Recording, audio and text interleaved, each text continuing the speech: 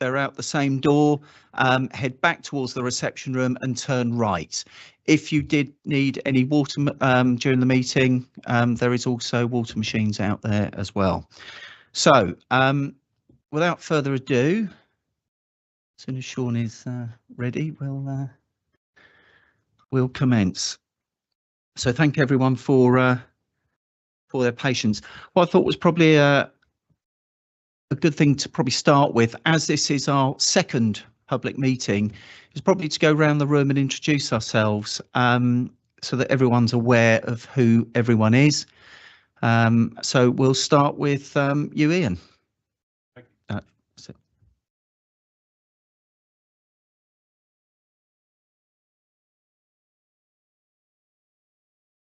Hello, my name's Ian Ross. I'm the Acting Sergeant on the Vulnerability and Partnership and Training Team on Central Specialist Crimes Modern Slavery Team in the Metropolitan Police.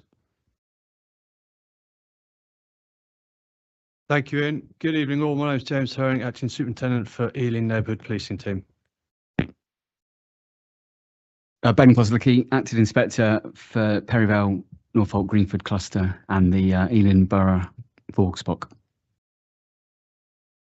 Good evening, everybody. Matt Buckland, Acting Inspector for the Acton Wards.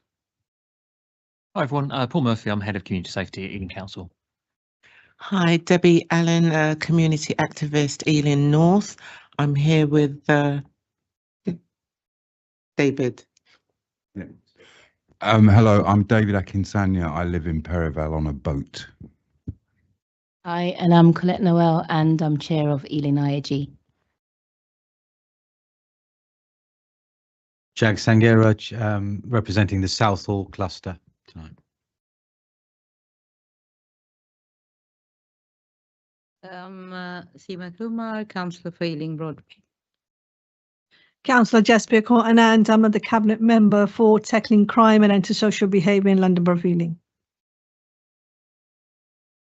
Hi, I'm Sean O'Brien, and I'm the clerk tonight.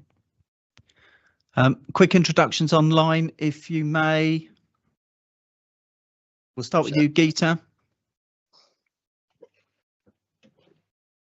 Hi, Geeta Langston, and I am a member of the public on the ESNB board.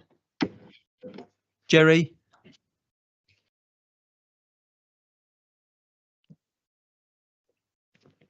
Sorry about that. Jerry Barwick, I'm from Make It Ealing. I'm the CEO of the Business Improvement District. Andy.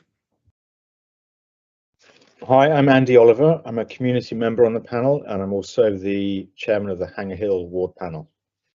Kieran. Hi, I'm Kieran Gupta. I'm formerly chair of the Ealing ICV panel, but now I'm on the board as a community member. And last but by no means least, Ruki. I thought you weren't going to say my name then after that introduction. Sorry. That's all right. Rookie, so he Ealing Broadway Ward Panel Chair.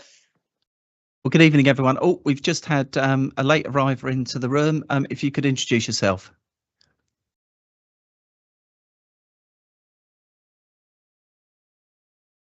Hello, my name is Hala Kanan. I am a community member from Ealing IAG. Great, thank you, and welcome everybody to this evening. Right, we'll start on the agenda. Item number 1, apologies for absence and substitutions. The only apology we received is from the chair, Sarah. Okay, that's fine. Okay, item number 2, we'll swiftly move on. Minutes from the previous meeting, 8th of July. I have a few amendments just under the projects updates. We actually put 4 projects forward, not 5.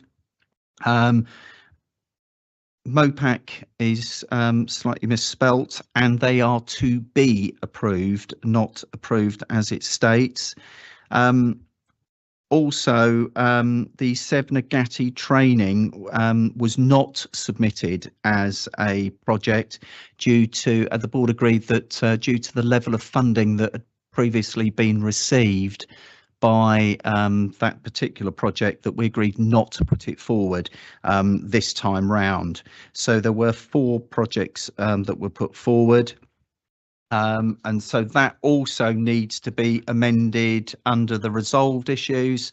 So I think it's down as 5, needs to be 4 as well. Any other amendments that anyone else can see? If everyone's happy with that, can we approve those changes and approve the minutes? As everyone is continually reading. Councillor Anand, happy with that? Yep, thank you. Brilliant. Lovely. Thank you very much. Okay, so we'll move swiftly on to the police reports. So over to you, Acting Superintendent James Herring. Thank you very much, Chair. Good evening, all. Thank you for the invite. Just an apology for Superintendent Sean Lynch. He's away at the moment and asked me to fill in. So this evening, I propose just to give a few brief updates and future moments of what's going on in the next month. And then very kindly, Acting Police Sergeant Ian Ross is going to give a presentation on modern day slavery. After that's finished, Acting Inspector Ben Kozlicki is going to give us a talk on violence against women and girls. And then Acting Inspector Matt Buckland will round off with a short update on Met Engage, if that's right with you, Chair. So just a few points from me. So the last few weeks have been eventful in many different ways.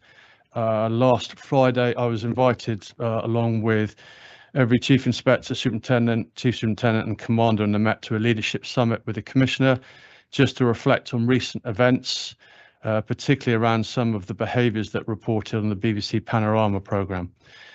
The Commissioner sent out a letter to all external partners, which will be shared in due form, and he is determined in his resolve to ensure that this behaviour is dealt with swiftly. To quote unquote, it's my expectation that for those involved where there is incontrovertible evidence of racism, misogyny, anti-Muslim sentiment or bragging about excessive use of force, they will be put on the fast track hearing within weeks and on a path to likely dismissal.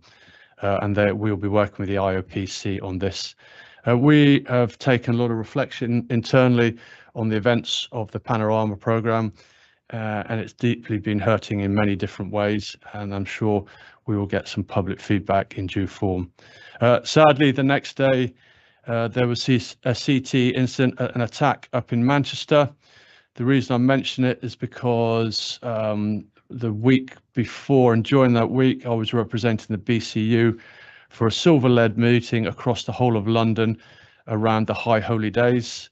And it was truly terrible to see the attack in Manchester and the 2 deaths that resulted in that. And that involved a lot of extra resources being planned into that day. And until I think last weekend, there were extra patrols around Jewish premises as well as Muslim premises for fear of retribution around that. And the High Holy Days, I believe, finish tomorrow. So our commitment to do that has been quite resourceful across the whole of London. Looking ahead, we've got some good updates to share. We have a last total, I think, Ben, 7 operations that are going to be running concurrently as of yesterday. They include Operation Alliance, which is around motor vehicle theft, Operation Machinize, which is central specialist crime targeting cash-rich businesses with Immigration and Trading Standards and the NCA and HMRC.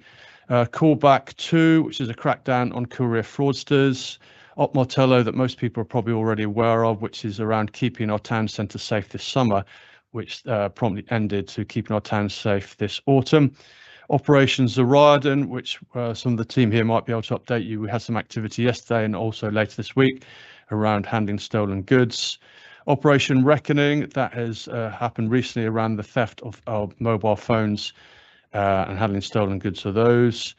We also have Hate Crime Awareness Week this week. Operation Retail continues, which is around the aggressive shoplifting events that happen across London. And one for everyone's diary, which I think some members of the audience here have been already sent invites, is our new Met for London event, which is on the 27th of October at the University of West London, which is in Ealing. It's where we had our first event, which I know some of the members of the audience turned up for that back on August the 8th, 2023. Then we have a lot of police preparations for Halloween and bonfire nights. around 31st of August naturally. And in between that, we have the second of 2 Sikh festivals, which is Nagar Kirtan. And then following on that, we have Remembrance Sunday. And then in the distant future, there's likely to be, or yet to be confirmed, some more live facial recognition operations that are going to be happening in the borough of Ealing. Details to be confirmed nearer the time. So it's a busy time period for all of us in the Metropolitan Police. We have a lot of internal reflections on some of the events that have happened over the last few weeks. We also have a lot of internal moves following the tough choices and the pillars of change that are going on. So it's incredibly busy. We will continue to work in partnership with our significant stakeholders and adhere to all the meeting schedules we have for that. But I just wanted to give the chair and those assembled that evening a steer of the huge commitments that particularly the Neighbourhood strand will be under lots of pressure for the month of October and running right through to November. Any questions on that before I? Anything for Black History Month? Sorry, Colette, this Black History Month at the moment. I do have a long list, apologies. It's Black History Month at the moment. We do have some activities to go around the whole of the Met for that. Thank you for that reminder. Any other questions? Anything online? Okay. Thanks for the update. Sorry, Colette, can you push the button just so the light goes off? That's it. Brilliant. Thank you. Okay, thank you very much. Okay, next. We've got the presentation. Yeah, if that's all right with you? Yeah, I'll just hand over to Ian.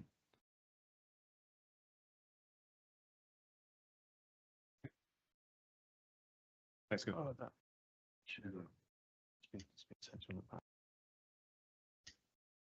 Oh yeah, well, let me just get myself sort of improvise. Excellent. Can everyone hear me okay online?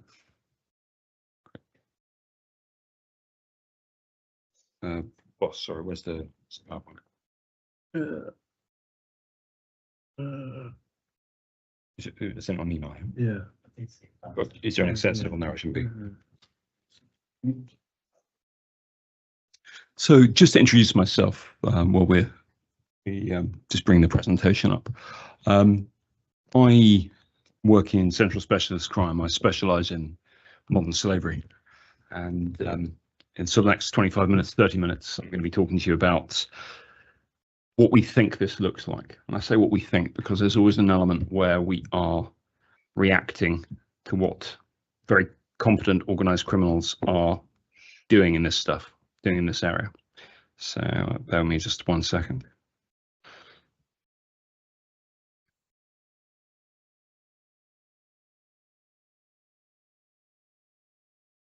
So I'm happy to take questions if you have any. So just to be clear, we are a pan-London unit. We don't work in Ealing or West area. We work right across London, increasingly outside of it and outside of the UK as well, in partnership with a lot of other countries' law enforcement, this being a very transnational crime. Sorry, sir. Oh, right, sorry, it's in your, brought it up like that, sorry.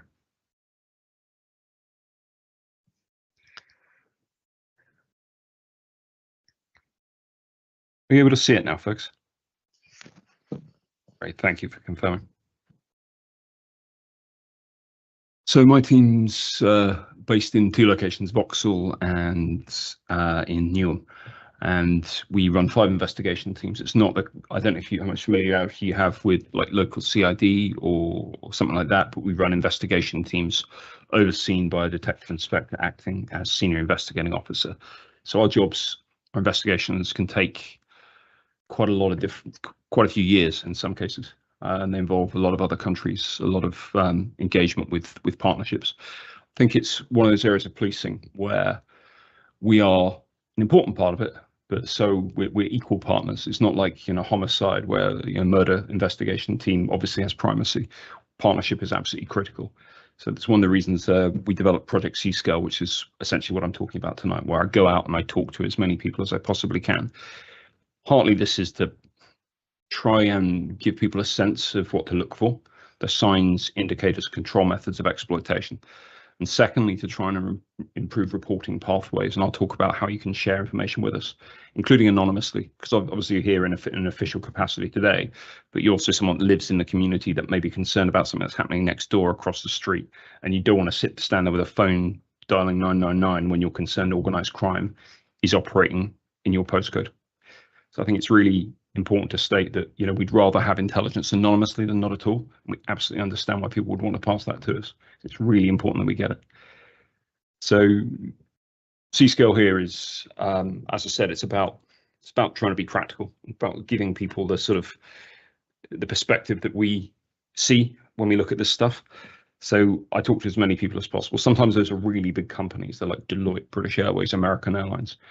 I work a lot with banks such as Barclays, NatWest, Santander, JP Morgan Chase, and others, because the amount of data that sits in financial services, and they are incredibly compliant with GDPR and your customer data, just to be clear, but also they have a regulatory responsibility to share concerns via the suspicious activities reporting of the SARS regime, as it's called. So, you know, it's not easy to spot this data sometimes in financial services. You know, adult services websites, payment, for example, that might be easy to spot. But what do we do about the money being moved for a child who's been trafficked to London, from London to Brighton or Clacton or somewhere like that? How do we spot that stuff? How do they spot that?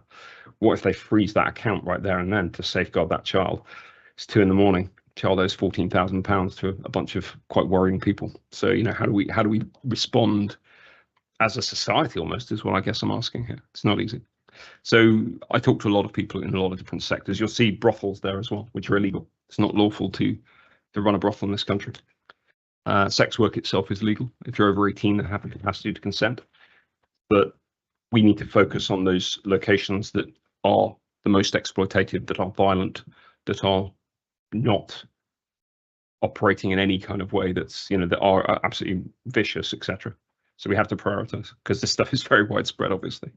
So casual workers as well, and I think it's really challenging where a lot of, you know, you're a big corporation, you hire another company to arrange the people to clean your office, or you're a farmer in difficult economic circumstances, so you go to a middle party to hire a team of workers. You know, it may be that there's somewhere exploitation. You know, I don't know what, you know, some of you are volunteers here. Maybe you work for a company that makes a certain amount of money each year. You have a modern slavery statement. How do you confirm that there's no exploitation in your supply chain? It's really difficult. Okay, people who work in your office, maybe. What about the people who you buy your toner for your printers from? What if there's exploitation? What if the clothing your business purchases for uniforms is made in a factory that exploits their workers? This is not an easy issue to deal with. Supply chains are very difficult, very complex, and stretch right across the world. It's really difficult. But we've all got, there's a legal obligation on employers to engage in due diligence. So hospitalities, hotels, retail, absolutely, of course, obvious. Their construction industry. There's a lot of buildings being built in the UK. Increasingly, that will increasingly increase, if you understand what I mean. And obviously the financial sector mentioned already. Nail bars, cash-only businesses, car washes. It doesn't follow just because you're a cash-only business, you're engaging in corrupt practices, you're breaking the law. That's not the case at all. But I think we should understand that organised crime likes to run cash-only businesses because it means they can launder their money more effectively. You've had 40 customers, you've actually only had 20, but then you're telling HMRC you've had 40. You're laundering the proceeds of your firearms and drug sales. So, you know, I talk about modern slavery here, but what I'm really talking about is the sort of human cost to polycriminality. The amount of money that these crime groups make is an economic threat to this country. It's billions. You know, migration, illegal migration, bringing people in very high-risk methodologies. Small boats are probably most visible, but we think about lorries as well. The loss of life in 2019 was investigated in Essex under the name Operation Melrose. The deaths of 39 Vietnamese nationals in the back of that lorry. 2,000 almost identical circumstances, 51 Chinese nationals. It's just, you know, just because, you know, we're fearful of something like this happening in the Met Sports area, in London, in our communities. You know, how would you feel if that happened? And, you know, there's a trust element for us as well.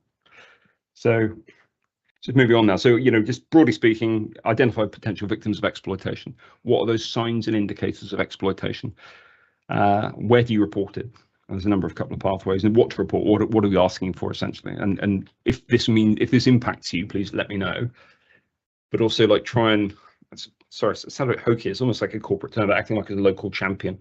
that promote the understanding of what this stuff looks like, because it's nasty. I think modern slavery, we've got the term Modern Slavery Act, but there's not much modern about it. It's just it's the same stuff people have been doing to each other for a very, very long time. Just that's having a smartphone now. So there's not much modern about the Modern Slavery Act. But it is a good piece of legislation. It's progressive. So this is from the commentary from the Act. That traffickers and slave masters use whatever means they have at their disposal to coerce, deceive, and force individuals into a life of abuse, servitude, and inhumane treatment. Now, that might be sexual exploitation. That might be a kid who thinks they're making more money dealing drugs, and that's exploitation. That's a child. They've been targeted because of their vulnerability. Their understanding is not as complete as it would be for an adult.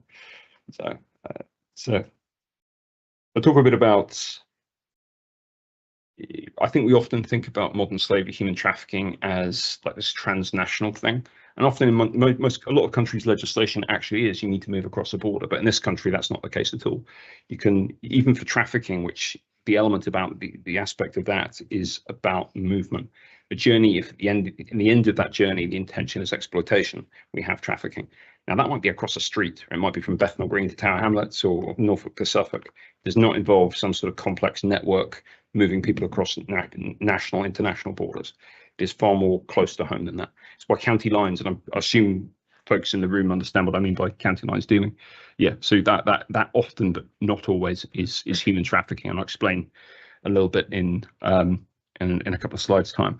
So I talk about push and pull factors here, and obviously this is in some ways about the movement of people from one country to another. But so, for example, conflict. There's a lot of places in the world there is open warfare, civil warfare. That's obviously a massive driver, a push factor to leave that area and flee, come somewhere else. But poverty, relative or absolute, as in there's not any opportunities for you there, or you simply cannot afford to feed yourself and your family. And oppression as well. I think that's a bit more. There's a bit more complexity to that for us. But I think if you're coming from a place, and a lot of United Nations data shows that if people have been moving along the common sort of illegal migration routes from Europe, they're quite often the victim of state violence of some sort, sometimes even sexual violence. So there's places in the world where there is widespread corruption within law enforcement, government, and that can obviously have a massive impact on people's perception of policing in this country. So they see that the expectation is that we will engage in this kind of criminality ourselves, or we'll directly take money from criminals to look the other way. So that oppression, linked to state corruption, can have a big impact on our ability to do our jobs, like in our team. So if you think for 3 to 4 years we might be investigating a crime, that's 3 to 4 years we have to engage with the victims or survivors of this criminality, keep them on board, believing there's a conviction for their exploiter, their abuser at the other end. It's not easy, and we sometimes have to work very hard, sometimes with charity partners, social care, and a lot of other agencies and departments across government to counter that narrative.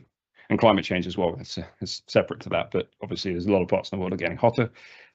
We are a northerly country. It's cooler here for the most part.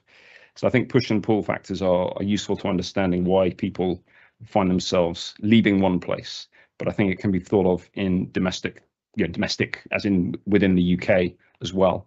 So that sort of conflict, if you're a child who's experiencing domestic abuse, sexual violence, physical violence, emotional violence, we then move on to familial ties. I don't know if anybody has done some work with crime groups, gangs in London. Often that sort of process, it's like a second home, or it's a first home, it's a family, it's a nurture. It feels to begin with like a nurturing environment. So that the appeal to come be a part of our group. If that kid doesn't have much else going on, it's pretty attractive. So pull factors can be thought of. I've got some pictures of people moving from country to country here, but it's far closer to home as well. So familiar, to go back to the sort of why people end up in the UK from somewhere else. Familial ties, kinship ties. That's a massive draw to this country. London is a city where pretty much it's not just a question of language. It's about understanding someone's cultural background, and that makes it very, very attractive as a city to come to. That it's not just the language you speak, the dialect you speak, but someone's going to understand you. That as a person from the context you come from. It's opportunity for work, perception of safety, language skills. Obviously, English is, I think, the second most widely spoken language in the world after Spanish. And financial gain, that's a factor too. We are a welfare state like much of Western and Northern Europe. But again, I think push and pull factors, why someone leaves the situation they're in, not just the country they're from. This is UK children being exploited within the UK by other UK nationals. So it doesn't just have to be a question of movement. Sometimes it's a question of perhaps belonging. So I'm not going to spend too long on the legislation. I think it's helpful to understand the context we operate in. You know, there's two sections that are sort of operational law for our team, if you like. So slavery, servitude, and forced or compulsory labour. Slavery is the assertion of the right of ownership over another person. That hasn't changed since the term came about. It's illegal everywhere in the world, if in theory, if not in practice. So forced or compulsory labour means something separate from that. Forced means to directly compel someone to work against their interests, and compulsory means to indirectly compel. So that's those two terms. So slavery, one bit, forced and compulsory labour, another bit, are quite straightforward. I think we can all probably get our heads around that. But I think servitude is, and it's really important, this one, because servitude is, and the NCA, National Crime Agency, did a study a while back. This is the type of modern slavery we all, as safeguarding professionals, miss and fail to understand.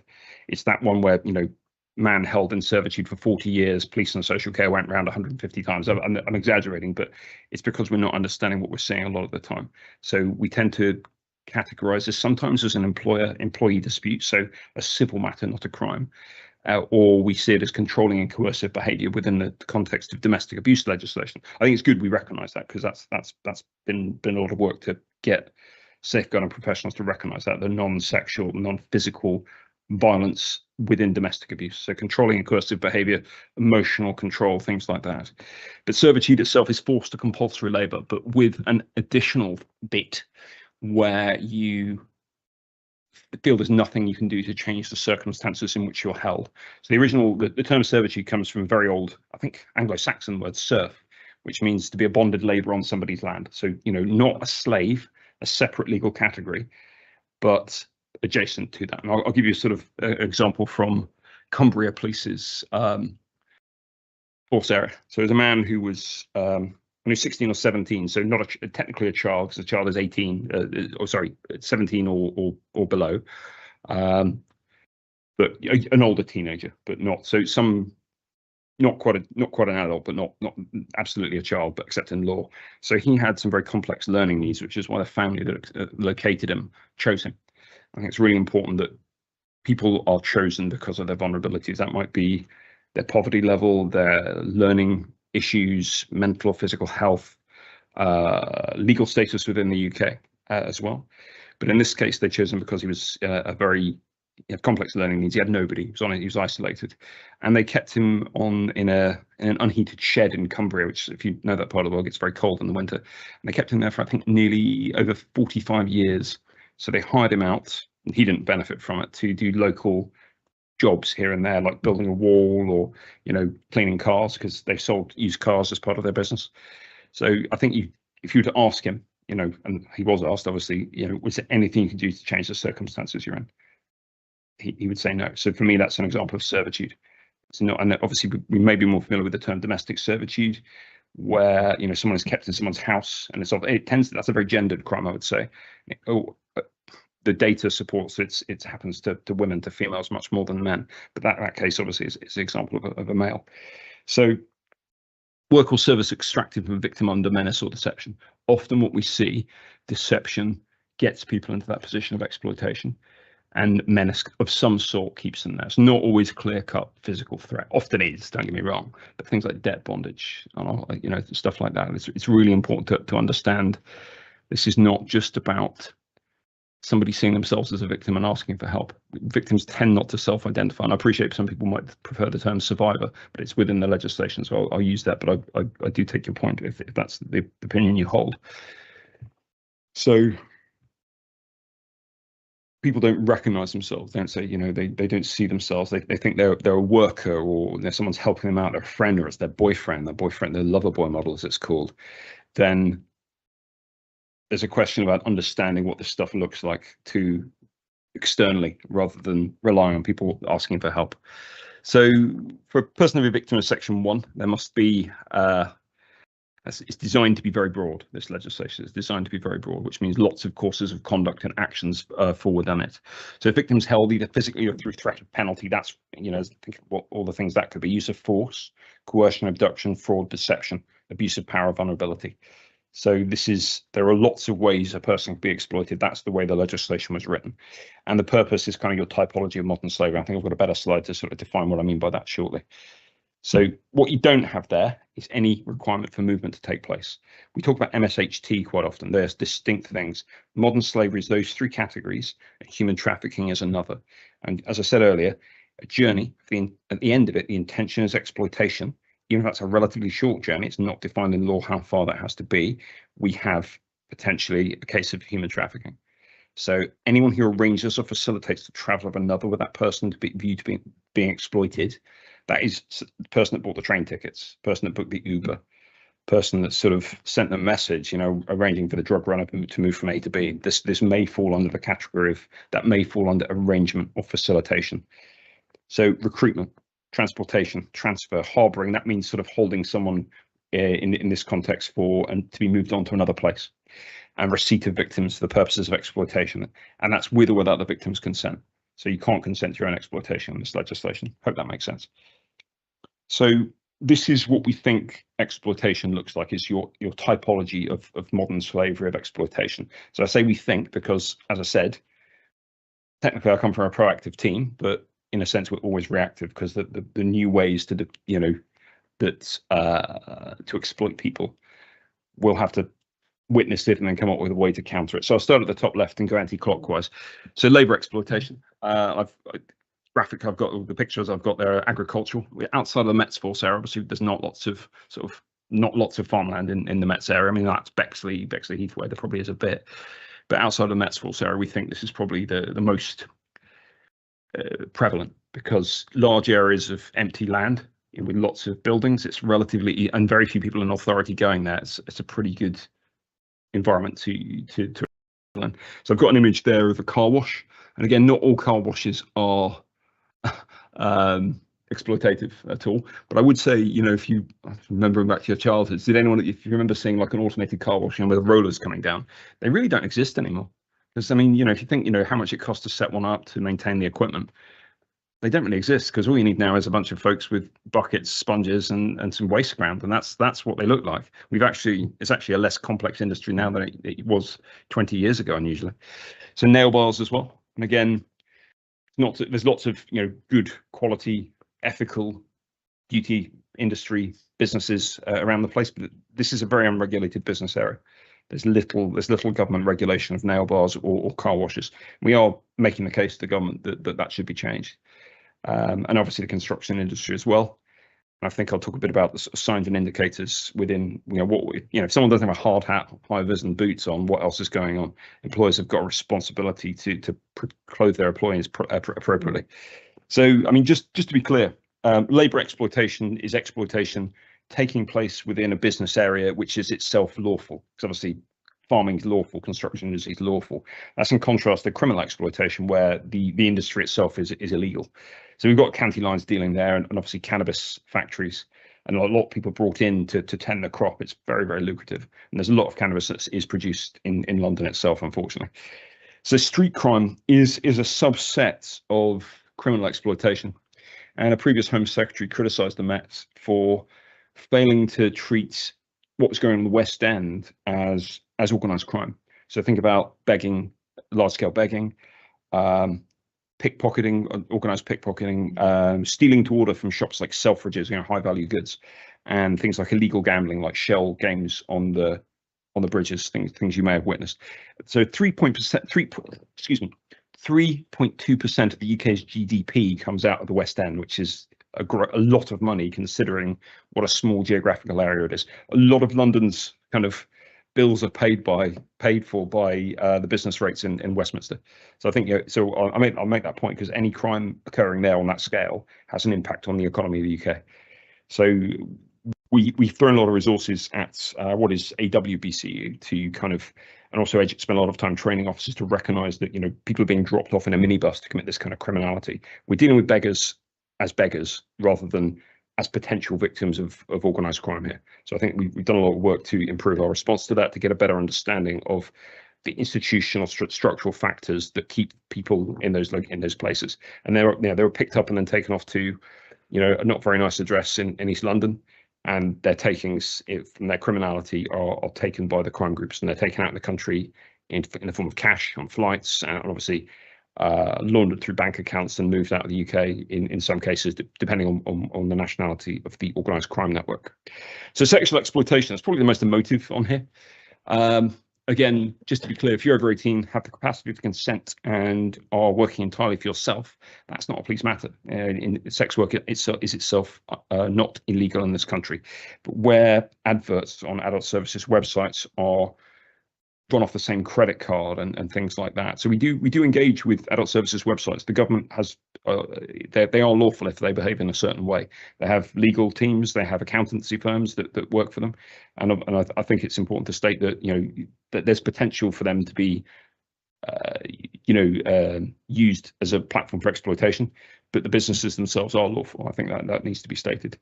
So sexual exploitation, there is some on street, but not as much as there used to be, because a lot of this occurs via the medium of smartphones now. It's, you know, technology kind of has, you know, removed some street sex work in London. So domestic service, I talked a bit about now as earlier. I won't. So, you know, it's the one we all miss, the one we miscategorize. And when I say we all, I mean, you know, social care and police. There's a lot of data to support that we need to get better to spot those signs and indicators of domestic servitude, because that is the one where people are. The example in Cumbria, someone's entire late childhood and adult life has been stolen by a crime group. So organ harvesting, and I apologise, that term is incorrect. The term we use is trafficking in persons for organ removal. Organ harvesting just means could be a perfectly legitimate clinical process. So we do have we had a conviction at the Old Bailey and Central Criminal Court last year. My team investigated under the name Operation Manoa. He was a very senior politician from Nigeria. His wife and his like medical fixer were convicted. His daughter was the daughter of the senior politician, was found not guilty, but she wasn't accused, but was found not guilty by a jury. So we do have, this is I'll compare this to sort of UK's perception of FGM perhaps 15 to 18 years ago, where we all agreed that this was terrible, but it wasn't happening here, and that is proven to be incorrect. So we have a number of active matters, shall we say, relating to that crime type. There's only like 38 prosecutions globally for this. So we're in a learning phase with this. We're doing a lot of work internationally to better understand this. We've achieved with the government a change to legislation. So if someone's to go overseas from the UK, or is normally resident in the UK and has an illegal transplant overseas, we have that is one of the very few areas that UK law enforcement has extraterritorial jurisdiction for. We have a number of investigations relating to that. Benefit fraud is not itself modern slavery, but what we tend to see is where someone's whole identity has been stolen, their economic identity as well, their online economic financial data, benefits, including child benefit, even if the kids aren't in the country. We've even seen a few examples of social housing being applied for on behalf in the victim's name, but not them not receiving any benefits. So that is another aspect to it. But just to be clear, fraud itself is not modern slavery. So I'll talk quickly about how I'm off for time, by the way, Chairman. Perfect, thank you. So the indicators are really important. When I train police, other law enforcement, I'm really clear this is evidential. The more these that are present, the more we should be thinking that exploitation is taking place.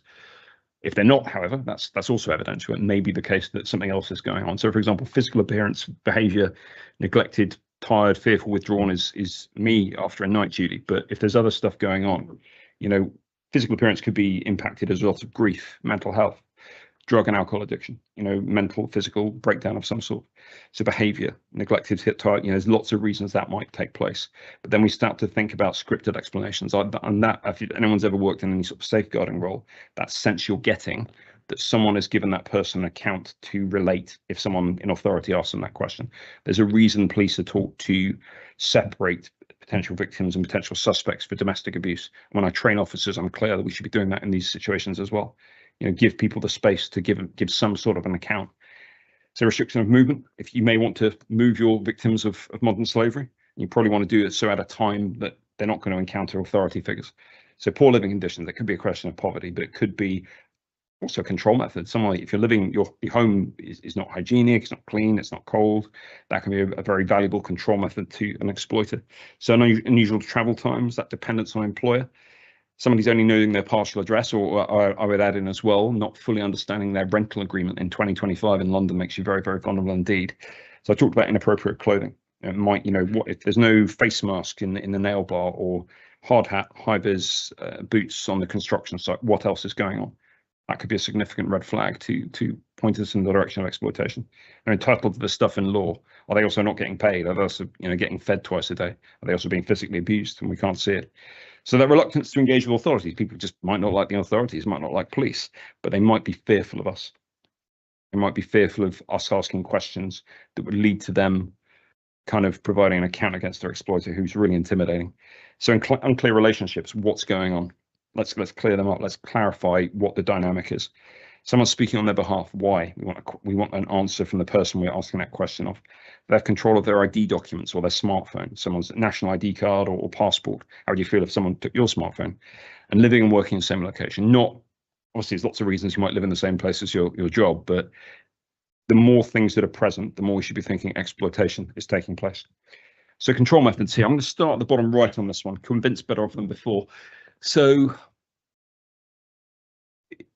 pretty much, there's only so many ways you can get a human being to do stuff on your behalf, and it tends to be the manipulation of hope. It's like, let's say, come to the UK, you'll earn more, cleaning office blocks above minimum wage in the City of London overnight, or come deal for me, or earn more than you would working at McDonald's. So there's always that manipulation of hope. That's the offer of something better, whatever that looks like to your potential victim, and then you pull the rug out from under them. And then that's when the deception kicks in. But that manipulation of hope is absolutely critical to understanding how people end up in the condition of exploitation. So coercion through fear. I mean, there's lots of reasons to be afraid. Deception, use of force. I'd draw a distinction between the use of force and the threat of force. Because obviously, if someone is, we've got to remember that overwhelmingly the reasons for exploiting people in an organized way are money. It's about making money for an individual or a group. So anything that impacts their ability to earn, like somebody who's, they want to engage in sex work, who's got visible injuries, or a broken ribs or broken wrist for a factory worker or construction worker, something that's going to impact their ability to earn for the crime group. They don't want that. They want a quiet, compliant workforce, if workforce is the right term. And they will use force. They will hurt people or kill people if they have to. But what they overwhelmingly want is to people to do what they're told, to continue making that money. So blackmail. That can be very challenging. Crime groups are very good at intimidating people. I would say sometimes it's very difficult if the crime group has a transnational link, and they often do, and a group of workers is from overseas, and that crime group has control of a geographical area in another country. That can be very challenging for us to mitigate. So we do things like evidence-based prosecutions, where we don't seek a statement or we don't seek an account. What we're doing is using communications data, financial data, to show that the offence is made out. So abuse of authority, corruption, professional enablers, exploitation of vulnerability, removal of control. I think that can be a physical, emotional, linked with isolation. You separate people physically, you separate them emotionally. False promises, removal of self-esteem, the internalizing of what's happened. Getting victims to self-blame. That's a really effective control method, sadly. So debt bondage. That's a really difficult one. What would you do? How hard would you work to get free of the control of these people? And yet the money ever goes up, doesn't go down, no matter how hard you work. Things like, the first time a kid is given a package of drugs to take from A to B, the crime group has him robbed. So now he owes the 500 quid, whatever the value of the drugs is, to the people that are exploiting them. So it's a really effective means of isolating and controlling people. So I talked about that people don't see themselves as victims. They see themselves as workers or valued members of the crime group themselves. And that's really difficult. So they may be dependent. And again, sometimes they choose people that are drug or alcohol dependent. It's just straight up intimidation. That perception they're letting people down. The immigration state, that's a really difficult one for us to counter. The police just want to deport me. It's not true, but it's a really difficult narrative to counter. If you go for all this, something better might come. better, possibility of a stepping stone to a better future. Maybe distrustful of authorities. So we need to be mindful of the factors other than I'm a victim of modern slavery. It's just, it rarely happens. There's a concept within this called alpha victim. So let's see, I'll take sexual exploitation. A woman is brought to the UK. She's forced into a brothel. She's not a sex worker. She's a victim of serious sexual violence. So she has to see a number of clients per day. And after 6 months, she's said, the crime group says to her, you're seeing 10 clients a day. I'm just making these numbers up for just to so you get the analogy. So, you get your cousin, your friends from back home to work for us. You're gonna have to see 5 a day. So right now we're in a really difficult position as police officers. This woman is now a human trafficker according to the law. She's done that. She's arranged to facilitate the movement of another person or a group of people for the purposes of sexual exploitation. So she's also a victim of serious sexual violence and deserves every possible support under the law and policy. It's not an easy one, this one. And how much harm has she done compared to how much harm has she suffered? So it's not. I don't have a. That's a grey area. I don't have a. I don't have a perfect way. I mean, this is the line between suspect and victim. And in the course of those 3-4 years, what's the correct thing to do? Do we put her in the court as a suspect? She's facilitated and arranged those women's being in the same position as she is. It's horrific, but I think you can probably understand why she did it. She's desperate. So I don't know. There's so that's the concept there. She doesn't get a statutory defence under Section 45 of the Act as well because she's committed a Modern Slavery Act offence. So on that really depressing note, what I can say is what can you do here? So hopefully tends to resonate when I talk about this stuff because it's really a emotive topic, and I hope I haven't distressed you. I really do, but it's important to talk about it frankly. So what we'd like from you, I would say sharing intelligence with the police is really not an equal partnership. We may never get to tell you what you told us. The fact the car was blue or the last 2 digits of the license plate, that might mean we can trace that vehicle across town or out somewhere else across the channel, wherever, and find another location. The fact it's blue might narrow down our search parameters on CCTV. So it might be, but we'd never tell you, you're just dropping it down a well, and we'd never tell you the impact you've had. Think of it like a jigsaw puzzle, a really big, complex jigsaw puzzle. And the piece you provide, that credit card number, that date of birth, whatever, may help us get to the place we need to be in the investigation. So telephone numbers, email addresses, any interactions. Obviously, I want to be very clear, please don't obviously breach your own GDPR or your own data handling policies, etc. That's very important. So anything you have, just accents, scars, jewelry, tattoos, builds, significant turns of phrase that's stuck in your head. What time did the car leave? What time did it arrive? What direction did it go in? Any CCTV you've got, and everyone has a Ring doorbell. So anything that might be, you don't know what value it brings to the investigation, but it may be really critical for us. So obviously, I think sometimes people are a bit reluctant to dial 999. If there's no risk of harm or crime happening, call the police. You pay your taxes, let us decide. Everyone's worried about wasting police time. If you're phoning 999 in good faith to share something significant that worries you, that is not wasting police time. If you're really bored and you call us like 40 times in an hour, then that's a different matter. But I want to be clear that I think sometimes people are reluctant to dial that number when they absolutely should. So 101, obviously we prioritize 999 calls. So potentially the reporting portal online, the 101 reporting portal might be the best way. Then but that's not for fast time. That's not for high risk situations. So if you're traveling on the rail network, obviously you've got 61016 with the British Transport Police. You can phone that number. Again, that's a non-emergency number. Gangmaster and Labour Abuse Authority. The Modern Slavery Helpline run by the charity Unseen and the National Crime Agency. You can report anonymously there as well, and they specialise in modern slavery and exploitation. Crime Stoppers is still a very, very valuable tool. You can absolutely report anonymously, but I would say that you can also choose to share information, be called back by a police officer. My team takes a lot of very valuable intelligence off those helplines. It really makes a difference. And let's say you're really worried about something locally. If one person calls in 3 weeks, then we won't weight it as highly. As we get 6 calls in 2 days, that will mean we have to triage and give it more weight and take more action more quickly, because I think for obvious reasons. But I would say do not be afraid of dial 999 if you are concerned about someone's safety or there's a crime occurring. I don't know if we've got time. I'm just going to talk very briefly about a job, but I'm aware of. Probably not. Okay. I've sort of given you a bit of latitude. No, thank 5 you. minutes. Noted. Sorry. Right. Okay. It's a long 5 minutes. But thank you. And I thought it was quite important, I think, just to get to the end of those slides so that we understood, you know, who we need to report to, and where we're going with this. Do we have any questions? Councillor Kumar. Yeah, thank you. I'm going back to the beginning of your Yes, presentation when you said that you and your 5 teams work London-wide and abroad, Yes. not necessarily Ealing. So how is that all the information that you gather obviously does get passed on, but how do you communicate with Ealing? What happens thereafter? So in terms of the BCU or the community more generally, I mean, yeah, I'll answer both. I mean, we work very closely with BCU colleagues. Certainly, well, first off, training. I do a lot of training for them, and also secondly, you know, anytime there's a local issue, I think the sorry. Oh, sorry.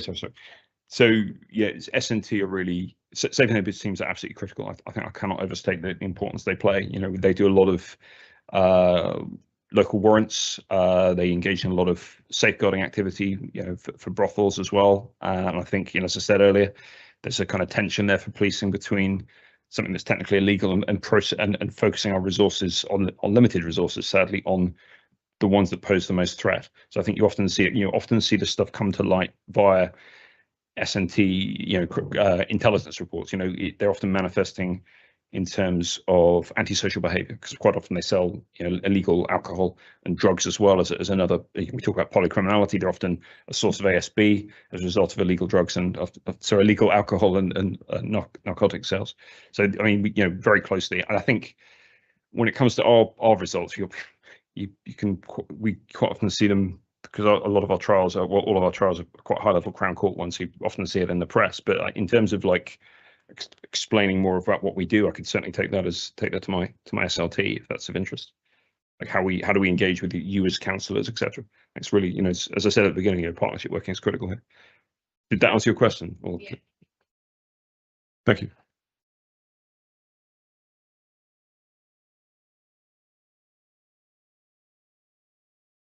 Yeah, absolutely.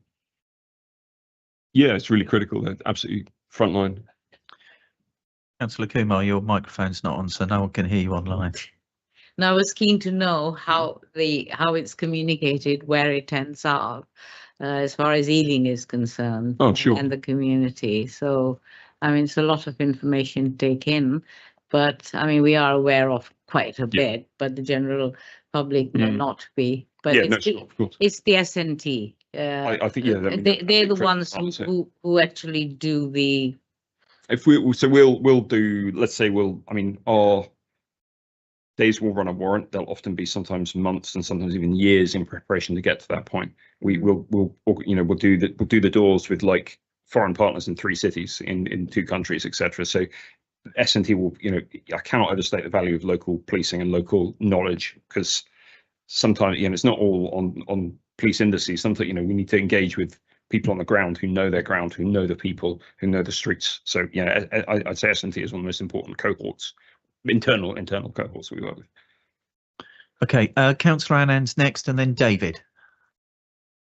Thank you. And I'm just going to link it back on to Councillor Kumar's question, and your response has been that, you know, the SNT teams would be sort of informed of these kind of activities in the borough and each of those wards, but that's at police level. Yes. But I'd like to ask you is that how does that link back to our borough with our community safety team? Yeah. Because we're a partner at the end of the day. No, absolutely. Working with yourselves to making sure that we can keep our children safe, our community safe. And I'm sure at a higher scale where we've got the adult social care, the children's services, they're all sort of will be part of that package. But I really want to know how would then that be communicated back to the community safety team, and also on the businesses and the perpetrators that you will find that are sort of breaking these laws. How will you engage back with us? Because we have a trading standards in the local council. How can we help you? There's business rates which are paid, and also it's about understanding, you know, how would you investigate the suspicious business, and how would be that partner to support you through that? Yeah, so I mean, I've been running C-Scale for a few months now, but before that we reconfigured some of our teams under the investigation team footprints. but certainly under the partnership side, we previously did a lot of deployments. I say not on Ealing that I'm aware of, but in other boroughs where we've gone out with trading standards. And I've done a lot of training and joint work with adult and child social care. So I mean, if there's an interest in Ealing within that, then I'd really like to know about it, and I can make sure we've got more of a footprint on your ground, if that makes sense. Gotcha. It does, but it's also about your communication back. Yeah, sure, understood. If you know about these suspicious businesses within our borough, I think that's where we would be helpful to investigate. Yeah, without a doubt. I mean, trading standards would be very valuable. They are. And you have that intelligence. It's about you then linking back to us so that we can help you with that investigation. No, thank you. I appreciate that. I think I'll just come in on that. I mean, we do have a very proactive sort of business network within the council, which is now been renamed as the High Street Forum. And if I said it has a number of business connections. So it's feeding that information to you, and also you feeding back to us, as well as the bigger picture with the local authority, I think is quite important. So that's something we'll pick up later on after the meeting, maybe to discuss. Yeah, I've done a lot of work with the Safer Business Network, primarily in Westminster. So brilliant. I think and we've got local modern slavery spots within the BCU as well, not S&T that tend to be detective inspectors. Yeah, so I think I appreciate it's a bigger conversation. Yeah, it certainly is. But that's good. David, over to you. I became aware of county lines 15, 20 years ago as a foster carer. So my question to you is, how much pressure can you put on the council to properly care for vulnerable young people who are leaving the care system? So I'm talking, we all know what the county lines grooming thing is now. What pressure can you put on the local council to ensure that they're actually giving the proper accommodation and support to care leavers, because they're incredibly overrepresented in this area, and they're our children? Yeah, no, of course. I mean, so my team, so we've got operations Yamata and Orochi within London. So they're separate from my team. Their focus is on county lines expressly. We tend not to. I don't think we've had many county lines investigations in quite some time. The Met has, but I want to distinguish what my team does in central specialist crime. Our focus is on SOC, and it tends to be quite often foreign organised crime networks. So in terms of accommodating, I mean, not that I don't know if that would be to put pressure on local authorities to house kids. I mean, I'm not sure I don't know if I can sort of say it's not really a Met thing. I mean, it wouldn't be from my team to say to the local authority, you have to house in a certain way. That's not really if I'm being honest, I don't think that's our remit to do that.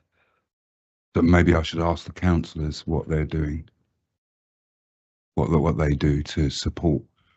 We know what the problem is, that they're young people that not given the right accommodation and so forth. The local council are responsible. The local council are responsible for those young people, but we know that young people from the care system are overrepresented in missing. Yes, which means they're overrepresented in grooming and county lines. So I just we know. No, I totally take your point. You've given us lots of information about who these people are. How can we feed that back to the council so they provide a better service? So maybe that's a question I can ask the councillor. I think it's possibly something we might need to take away to deal with the right department on this one, David. I think this is a bigger sort of conversation, isn't it, about getting more people round the table to I suppose at the end of the day to actually deal with each and every I suppose factor and sort of section that's come up tonight, just in relation, whether it's business, whether it's children, whatever it may be, adults. We have so many, and I mean those have been really highlighted well tonight in your presentation, Ian, just of how many sort of sections of people are vulnerable out there and are, I suppose, accessible to being groomed, being taken into criminal activity. So I think it's a sort of bigger conversation to have with other individuals and other departments around the table. Councillor Anand? Just to say that we take these kind of things very seriously with our looked after children, and then the journey into the wider world. How do we support them? There are care packages in place, and also I think it's important. It's each individual case would be looked at individually. We can't just put everybody in one basket and say, you know, our looked after children are not getting the care and support outside once they have left the local authority. There are lots of sort of packages and works that happen. We make sure they're put into the right kind of accommodation. The support is there for them with social workers. So I think there is a lot of work that happens behind the scenes. Maybe if you have individual cases, we could have looked at that, Chair, because I can't put every looked after child who leaves our care into that category. No, and I have to agree that's going to be quite a big sort of scope. But I think, again, if I've got to agree, if there's any particular individual cases that you want to bring forward, I'm sure there is something that we could certainly look at some stage. Referral mechanism as well. Yeah, absolutely. Yeah. Should be Good. Okay. Any questions online? No. Okay. Oh, sorry. One more from Colette. Last one. I was just saying in terms of like the crimes, like so I'm an educationalist, and obviously there's like consequences to your actions. Yeah. So I mean, obviously it's going on every year and it's increasing and it's increasing. If people can get away with the crime, they're not bothered about serving the time. So it's like, what is being done in terms of, is that a police thing that you can actually look to for the consequences? What will deter those people going down that road in the first, like? I mean, prevention is always better than cure. I think once you get to the point of serious criminality, and I am generally speaking about what we call SOC, serious and organised crime here. I think one of the most effective sort of things we have that we do is confiscation. You know, financial investigation. You know, if you're looking at significant wealth as a result of organised criminality, the seizure of properties, vehicles, boats, watches, jewelry, which has been turned into you know, is often what serious criminals do. That in some ways is more of a deterrent than prison time, because that's often, you know, if you're a professional criminal, that may be priced into your kind of acceptance of what you do for a living. So I think that's really, really effective. You know, financial investigation and the lawful removal of the gains of their criminality. So you know, that's you know, more financial investigation, more confiscation of illegal wealth. We're talking about offending here running into millions and billions, and this is not small amounts of money. So, but again, I'm coming in from the perspective of serious organised crime. But if you know, these are the people at the top, that is one of the most effective tools we have. If that becomes less attractive, the roles lower down in the criminal organisation become less attractive as well. So I think it's an effective deterrent. But it's a joined up piece. Better understanding the crime, more punitive sentencing. Yeah. All right, I'll give you one more. Okay, Debbie. Hi, thank you so much. That was a brilliant presentation. Really blew my head. And I just wondered, this thing about the High Street Forum, I wondered if there'd be something like a happy shopper exercise where you're popping into nail salons and massage parlors, because we have an operation running concurrently. Yeah. It's looking at that type of. Yeah, my point is that I have been in salons where you see the back looks like a living area, and it's only what you've said here is like, oh wow, I knew at the time it seemed a bit strange that seems to be a living quarter and that's the business, but I just thought it's a cultural thing, so maybe that's something to include when I mean, it's a really big topic. Absolutely. I would say, you know, hopefully this presentation has made you all a lot more cynical, and because we live in a tricky old world. So I think, you know, I would say if you've got concerns, report them. I would go, you know, if you're concerned it's close to your home and you've got family and you don't want to put your family at risk, I'm certainly not advocating you call 999 and wait there. You know, we're not about advocating you put yourself at risk, but we would very much like more information on what's going on there. So yeah, if you see that and if you see it, I mean, you know, the Australian Federal Police have their campaign's called Look a Little Deeper. I really like that approach. And it's just looking a bit beyond what you've got, you know, building your understanding, bit of professional curiosity, I guess. So I'd say refer that in anonymously. The more people do, the more action we will be required to take. Okay. Just listen to the Elizabeth Lee line. What's it? See it, say it, sort it, isn't it? That report, BTP, I think. Yeah, report. I think, this is a conversation that we have around this table and with a number of members of the public. You know what it is? It's also the cultural thing. Yeah. Because it's like if you see someone having their food 100%, there and it's but kind of you've like got to keep it's chipping not away. normal for us, but hey, Yeah. if that's how their business runs, Keep who am chipping I? away, because this is Exhausting other factors. Yeah, this is a two-way operation, isn't it? It works with members of the public like ourselves here today, reporting, because it's them about building intelligence, and then the whole thing comes together. It's putting the jigsaw, isn't it? Which is exactly what it is, isn't it? Which is great. Ian, thank you very much. Thank you, I know that there's certainly people online that have certainly appreciated it as well. So thank you very much. Right, we'll move on to the next part of the presentation, Violence Against Women Girl briefing from Ben Cosley. Do you mind if Ian is excused? No, absolutely, Ian. Thank you very much. Safe journey home, yeah? Thank you very much.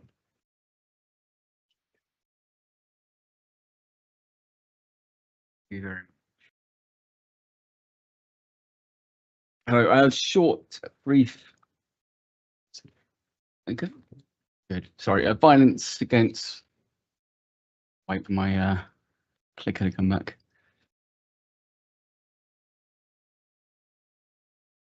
Thank you.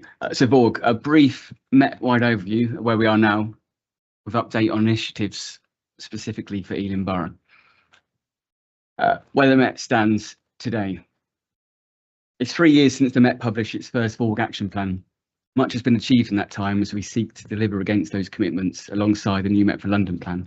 Some, not all of our actions, include a significant investment uplift in our response to Vorg, 565 additional officers and staff drafted into public protection roles, enhancing our domestic abuse, rape and sex offence teams to enable a better service for victims. The V100, a data-led approach identifying top 100 males posing risk to women and girls. Multiple teams work together on this list, leading to 163 arrests, 130 men charged with 679 offences. These include rape and GBH. In total, 116 convictions of those men. There's been more scrutiny on our actions. The creation of a Vorg independent advisory group and a Vorg scrutiny panel. Sharing of more data with partners for full transparency to shape priorities and track our progress. Enhanced training. We've increased training for officers, improving initial response to domestic and stalking incidents, ensuring women and girls are listened to. We've increased training to new recruits and first-line leaders annually to improve understanding of Vorg offences and to drive positive culture change within the Met. And this is the bit that specifically focuses on Ealing. More localised activity to reduce Vorg offences with a Vorg single point of contact on each borough. So what does that look like? So this local policing activity looks like in Ealing. Operation Rana, increasing awareness within the Met partners and private businesses to tackle and reduce spiking of drinks. This is seen recently during Freshers Week at West London Uni and will be used borough-wide during the Christmas period. Ealing-specific data. We have trained analysts performing monthly deep data dives where hotspots, trends and suspects are identified, ensuring the right departments are investigating each crime and resources are directed to reassure the public, prevent offences and apprehend offenders. Operation Vigilant.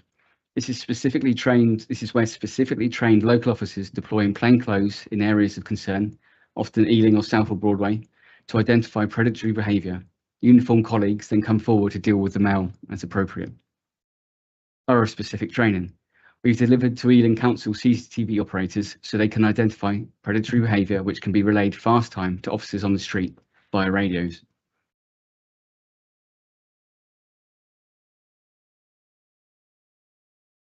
Operation Verona, which is data-driven hotspot high-vis patrols.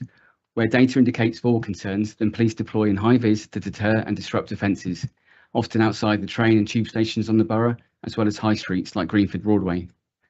Gwen, Girls Women Engagement Network. Workshops run by police engagement officers for hard-to-reach females and those in education settings. The police can hear concerns and educate on reporting offences and what the Met are doing re-Vorg. What beat? Local S&Ts work alongside specialist teams, including jigsaw teams, who visit known registered sex offenders in the community, ensuring conditions are being met, making arrests if breaches are found to occur. And finally, walk, talk and do's. Each ward holds regular publicised events where women and girls can discuss local issues, concerns with police, who will then act to alleviate concerns. Often a presence at park runs as seen this month in Southall. Have your say in tackling VOG in Ealing. The below QR code is given out as the below QR code is given out to females that we deal with, engage with during all the above activities I just mentioned. If you scan that QR code, you can have your say on areas of concerns on the borough, and we act on that. There's obviously other ways to report concerns. The Home Office Street Safe app, and as always, call 999 if you see anything requiring urgent police attention. Very brief, but lots of activity on Ealing. If there's any questions for VOG. Any questions? I have one, sorry. I don't know if you can tell. Yeah, bear with a sec. Sorry, Colette's just put a hand up. So we'll go with Colette in the room first and then come back to you, Karen. I was just saying in terms of like Ealing, there are some really dark spots, and just now, sadly, I've got sad syndrome. It's getting very dark, and we're not even November, December, so it's just like, yeah, the clocks haven't changed yet and it's really dark. So I'm just saying in terms of that investment into areas where the lighting is very bad, will there be? We work with the council quite often. We'll do a walkthrough of various estates. Lighting needs to be improved, or police activity needs to increase in certain areas. Report areas that are of concern to you through the Street Safe. Contact your local SNT team. Sorry, I got caught turning another microphone off. I can only just reiterate that Street Safe is a really valuable tool. I know of a number of people who've reported very similar incidents where they feel unsafe, poor lighting. Please do report it. Working together with both the council and the Met, these things do get sorted. So please do that. Ruki online. Thank you. The stats that you provided, I don't know, I think it was slide 2 or 3, those are general stats for the 3 years, I think, and not specific to Ealing. Yes, Met-wide. So yes. The uplifts, etc., the V100 will all be Met-wide stats. All right, okay. And do you have anything specific to Ealing? Not on me, no. Okay. But I could get some if you wish. Could you make those available? Yeah. Is that okay, Ben? Thank you. Thanks. That's great. And we can sort of circulate those once they come in. Jags in the room. Yeah, I think one of the points is when we're targeting the people that we need to look at the impact of it. I'm looking at Southall Station because that's my point of interest. So the amount of people now that have been collected from the station, and I'm talking males. I raised this at the last meeting because I've spoken to drivers where their partners are coming, and I said, "So why do you need to do that? It's only 8 o'clock. It's only 8:30. What? Oh well, he's got to walk down Merrick Road, and it doesn't feel safe." And your point, Colette, lighting, big one. Trees is the other one, which I just don't understand. Doesn't seem to be mentioned because you can have good lighting. But if the trees are overgrown and there are sections on the Uxbridge Road, I said, well, there's no point having the lighting because the trees aren't maintained. So there's a whole piece to be done. But when do you guys actually, with Street Safe, and I know we've always pushed it, John, but when those sort of briefings happen or those visits, the times they need to happen is when people feel unsafe. And I'd never ever see this happen. I appreciate this is a huge resource issue, but can we look at maybe going forward, working with Paul, community safety side, and actually do these walks from 7 p.m.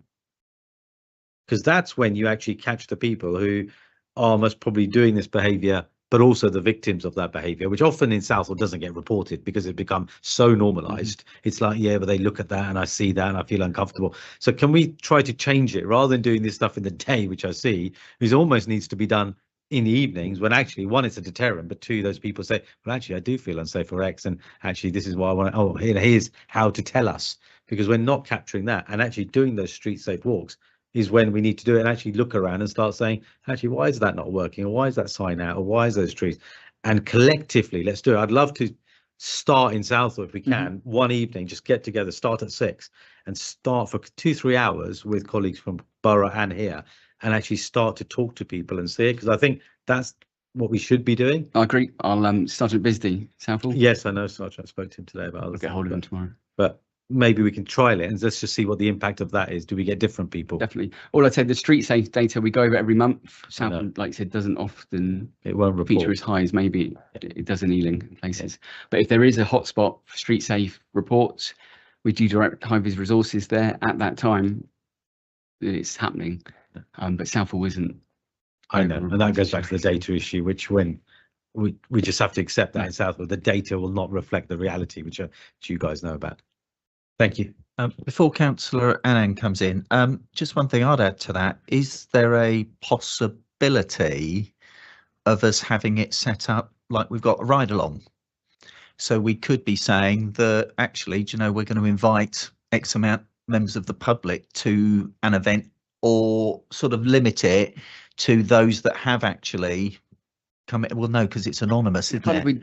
Yeah, I'm just trying to work. Yeah, I'm just trying to work out if there's ways that we can actually try and liaise with members of the public somehow. With walk and talks would fit into that. And we thought more they would arrange a walk and talk at 7 p.m. from Merrick Road to Southall. Yeah, they're difficult to get a lot of take up on walk and talks, but that could be advertised at Southall. Yeah. It's just that initial conversation when people are leaving that station, looking around and saying, "Why?" Because the amount of people that have been picked up, I'm shocked. And it's not. I know we're talking about Vaughan, but actually the reality is very different. I've noticed that. And I'll speak to Lawrence about a walk and talk at that sort of time. Yeah. Well, if I may come in, the chair, if we can speak afterwards separately, and then I can speak to Inspector Ballard, and we can come up with a plan to support the Southall effort that you're talking about. How does that sound? Good, thank you, Councillor Annan. And James, don't forget myself, please. I want also Southall councillor. It came from Shag, so everyone's invited. Yeah, just to say that, thank you for that update. And as a local authority, we've done a lot of work around women's safety in our borough, a strategy in place, an action plan in place. But consulting or consultation, I should say, in Southall is always difficult. Language barriers, people don't come forward, women feel unsafe, there's no trust with the Met, they don't see police officers on the beat they can actually speak to. I think it's about engaging better. If we are going to be looking and doing this walk and talk, is how do you advertise this? Because I think sometimes you're advertising in the communities. I'm sure James will you come back and prove me wrong. I'm very glad to listen to your comments on that. Is how do you engage with the community at large? You have faith organizations who you could tap into, advertise in their notice boards. You go onto Desi Radio, tell the women, we're out there for you. Have a language speaking officer who would be on that walk and talk show. It's no point having officers who cannot speak the language. You might have to break those barriers down a little bit and be a bit more open in the community. So more recipient, you're more engaging, you're more welcoming. This is where I find that maybe we'll get those women to engage better with us and the SNT teams. If they're out there with that walk and talk show, then they could engage with them and they could exchange email addresses, can change telephone numbers where people can actually raise their concerns. As local councils, we pick this up all the time. So we're 24/7 accessible in the community. So it's a nice segue to what Matt might come on to with around Met Engage and what we're trying to promote through that. And I know that Met Engage is very prevalent in London now, and it is in many different languages. So that can be also a benefit for that. But thank you for that question. But I didn't want to exclude you, of course, when we meet with Jags. We'd like to invite you as well, if that's right. Thanks very much. Okay, no other questions? That's fine. Right, over to Matt. Matt for Met Engage. Yeah, that's Inspector Matt Barnes just going to give a quick review, if that's all right, on Met Engage. Yep, thank you very much. Yeah, very briefly, Met Engage continues to be driven across Ealing. Total sign-ups stand at 4,100. Another 5 since I wrote that down. 4,177. Point of note is Southall Broadway is currently the highest sign-up level with 377. Obviously, if you compare that to the actual population, that's still not fantastic, but we're pretty pleased with that. We continue to Sorry, target. we seem to have someone's calendar appear on the screen, so sorry to interrupt me. That's it. But my calendar's a shame that did. Yeah, so we continue to target low confidence areas primarily through door-to-door and community engagement. However, as I said, it goes across all the sectors. One of the issues we do face at the moment is non-verification. So people are doing the initial sign up. Once they do that with us or independently, it then sends an email to their account which isn't being actioned. So we're finding people are signing up and then dropping off the system. So that's something we're trying to sort of chase up those people in that situation and also change the way we do the initial sign up. So getting people there and then to get their phones out and click that email. Yeah, so that's where we are really. It feeds into the Borg action plan that Ben was talking about. Met Engage will be our primary way of communicating with the local community. Speaking for myself, we also do use networks in our local area as well, but Met Engage will be the primary one, which is why we need to drive the sign up, because it's all in one place. And hopefully the more people we get, the more people we can reach when we have these sort of events. That's all from me on Met Engage. Okay, thanks, Matt. Yeah, I have to say I held a meeting and we had 65 residents pitch up, and I think at least half of those residents signed up on the night. But I do think it's important that we try and get people to sort of just keep logging into it. I know you get an email that says just keep plugging away, but that's an impressive number. If I'm being honest, I thought that's a really good number to hear. It's getting there, so it's really good. I did attend a recent LPC2 meeting, and what came across to me compared to a number of other boroughs was just how critical other boroughs were being of the Met and the engagement. However, I was delighted to say that I felt that Ealing and the police were working well together. We were doing as much as we could to get as many residents engaged in it. And I know that there is an ongoing programme of PCSOs knocking on doors and basically bumping into people on high street. So I think it is something that is an ongoing sort of work in progress. So no, well done on that so far. Any questions from that anywhere online? Jags in the room? Not so much a question, more a solution. So I must admit, your back office people at Met Engage, brilliant, because I raised with them one of the issues, which was, how do you sign up on multiple areas? So if you work in one area, I work in Southall, but I live in Ealing, you actually want to know what's happening in Ealing Broadway from your personal point of view, but you also want to know where you work. And that was a problem. So they found that solution now, which they fixed, which is a very simple, without having to register multiple emails, because that was the problem originally. So back office is really, really good. The other observation, so credit on that one. The only thing I'm finding is we're getting quite a lot of messages coming through, and some days you'll get like 3, 4 during the day, and they seem to be just one-off things. We've patrolled this, or we were out, and it's, you start thinking you could get into a situation where you start to get to fatigue very quickly, where people start going, geez, I got one at 9, got another one at 12, and the next morning I've got another one. I think we just need to be careful that the urgent stuff, which is there is a need that you be aware of a burglary threat in the area or concern, is priority. And the nice to know we've been out on the beat for the week is once a week. This week we did this. It can all be done in one. I think at the moment they're hitting it individually, and it's because it's a new system, it's going to take time. But that was the only thing I noticed. I thought, thinking over time this could get so big it could put people off. So there is a risk of that. Just regarding that, yeah, we agree with that.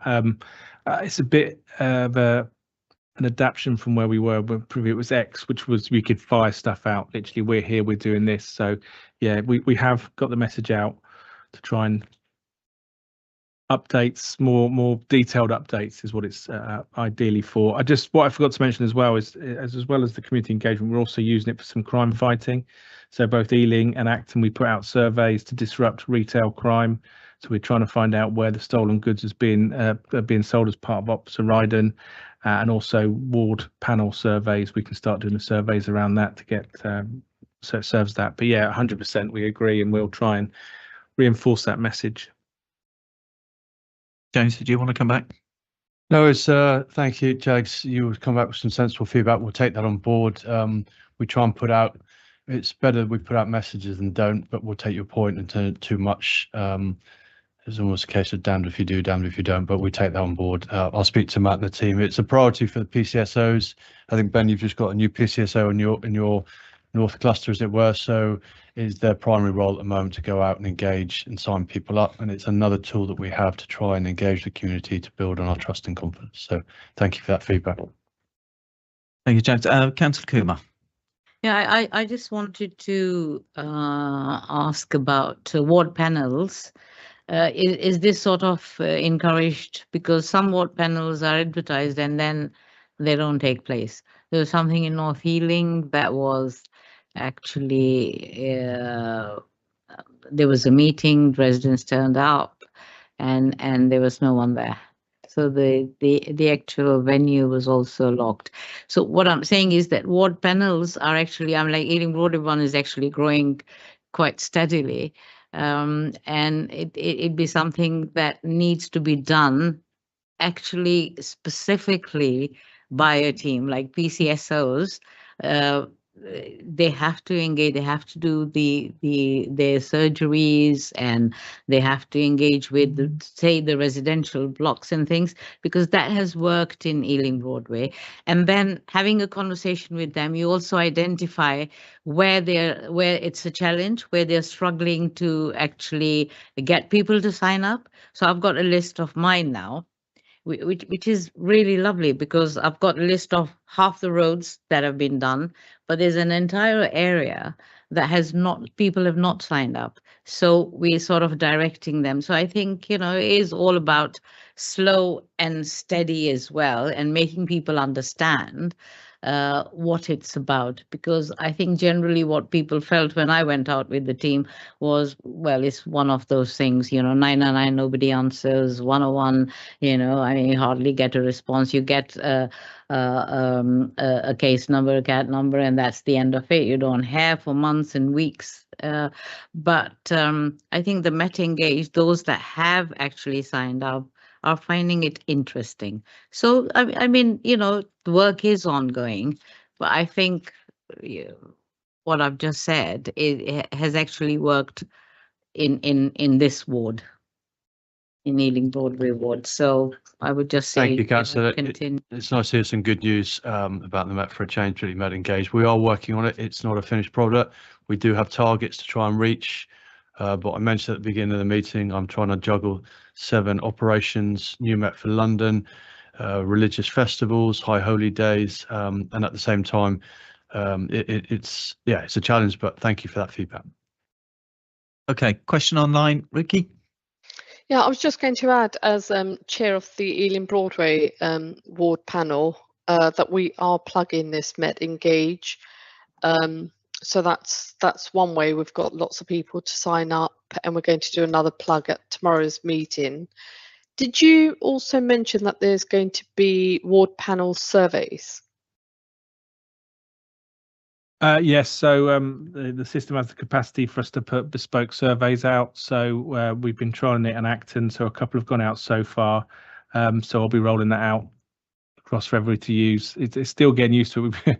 Unfortunately, we probably had to teach ourselves how to do the surveys. It's not as simple as a bespoke survey system that we used to use, but yeah, we're getting the hang of it. So yeah, in the future, we will use that to provide further information to the panels. Okay, thank you. Okay, thank you. So no more questions on the floor or online. Okay, move on to the next item, which happens to be me, projects. Okay, I thought as we had a couple of new members or public members in the room tonight, it's probably to give everyone a sort of brief oversight as to where we currently are. Okay, for members of the public, we receive from MOPAC and have done for the last 4 years that I've been dealing with the projects, an amount that comes in, which is £22,787 a year. We take out 5,200 for that, which goes back to the London Borough of Ealing for admin. But that is often made available to us if we find a further project. So we often find that we end up having the whole money, which is very generous of the London Borough of Ealing to do so. So where we sit at the moment, as I said at the start of the meeting, just to correct the minutes, we put 4 projects forward. This is the first year that I have experienced any delay in getting responses. I don't know if I just hit a lucky rich vein of form, but for the last 3 years, everything has gone hunky-dory, basically, to be honest. But we have hit a few snags. However, I will refer to the meeting I attended at Camden Town Hall, the LCP partnership meeting, where projects was mentioned. I was delighted to sort of sit there and listen to Hillingdon, Tower Hamlets, Islington, Kensington and Chelsea, Wandsworth, Southwark, Westminster, Havering. I could go on. Every single attendee saying exactly the same thing, that they had had little or no feedback from MOPAC and had no money whatsoever.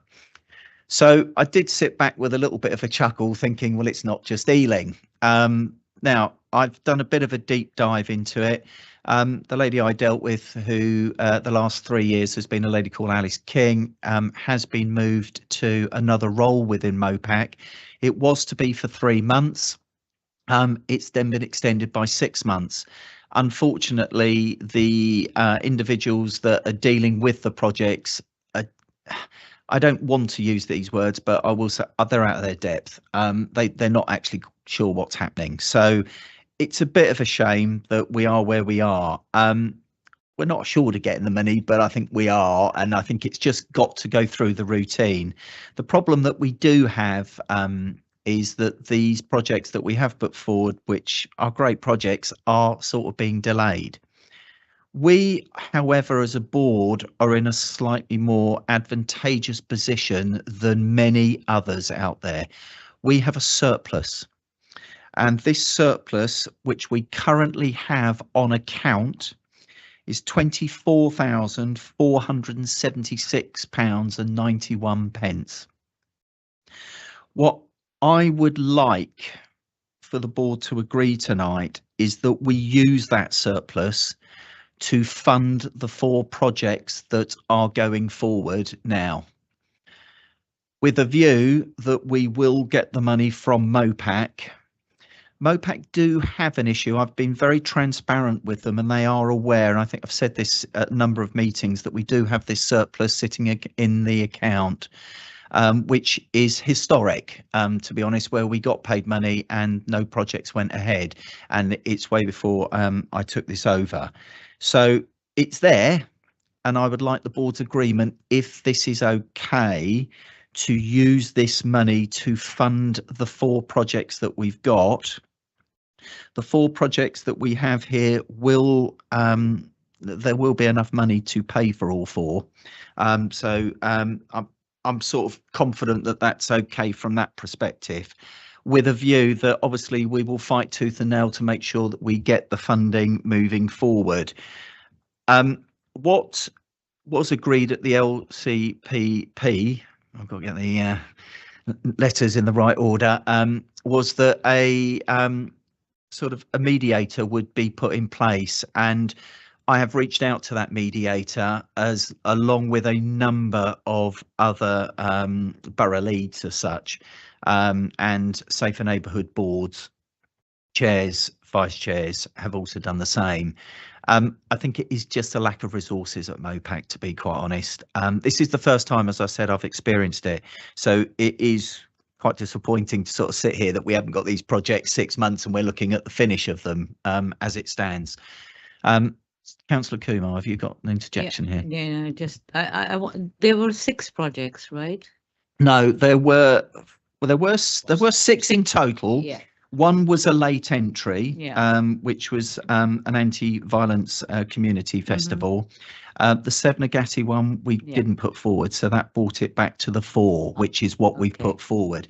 And again, as I'd sort of reiterate from the what I said at the start, I know that as a board we sort of felt, and again with the chair, that we've supported Sevnagati. And the other thing that also came to light at this LCPP meeting was that Sevnagati seems to apply every single board. So I sort of feel that Ealing have probably given her enough just for the moment, and if there is any further funding and she wants to put herself forward, then we can reconsider her application.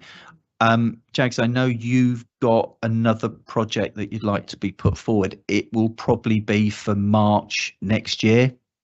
And if you could get that project lead to contact me direct so that I can deal with it, then that's fine. But I don't feel we've got anything more that we can give at the moment until we've got the official amount through, which is the 22,787, because that will effectively it'll wipe the 4 projects will wipe out what we've got. I can't think of any other way of going forward at the moment apart from continually putting pressure on MOPAC. But as I said, I've never experienced this before. However, someone did tell me at the meeting that they had to make 17 phone calls to get one person to answer a question. So it is a little bit disappointing given my past sort of history and experience with them.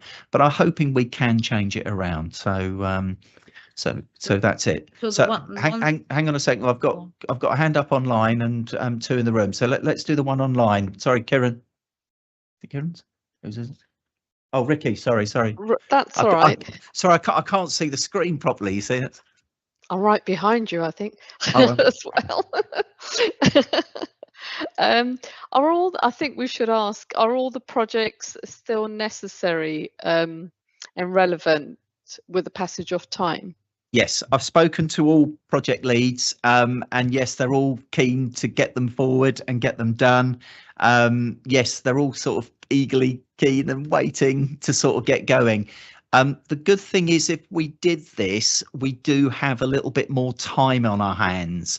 And I think what has again happened, and what I've understood from other projects across other boroughs, when they've been late at paying the money out, they have extended the deadline slightly in order for the project to be complete, because we normally have a maximum of anything between 8 and 12 months to get it done, because I have to fill in an end of term report. I used to have to do a midterm report, but now they're quite good and we can do that over the telephone. Now it's the end of term report, and yeah, that's it, sort of finished off. Okay, thank you. Sorry, I was just saying, Colette, you sorry. keep on mentioning the projects, but I don't have an idea of what they are, and what's the criteria for. I can give you that. We can either do that now, or I can do it offline with you afterwards. But I can tell you what the 4 projects that have gone forward. We've got one of the projects which I do need to mention has had a change of leadership. The Zanaya Foundation has had a change, and they wrote to me saying that they wouldn't be able to fulfill their project this year. So that's again something I've got to have a conversation with MOPAC about. So if anything, there's potentially a change. I've had no contact from them I'm since the changeover, but they have written saying that they would not be able to fulfill their project, certainly for this year. And deciding whether they make contact with me and whether I speak to them, but I haven't reached out to them. But I've reached out to the other 3, and all 3 are absolutely dead set to get going and get going on it.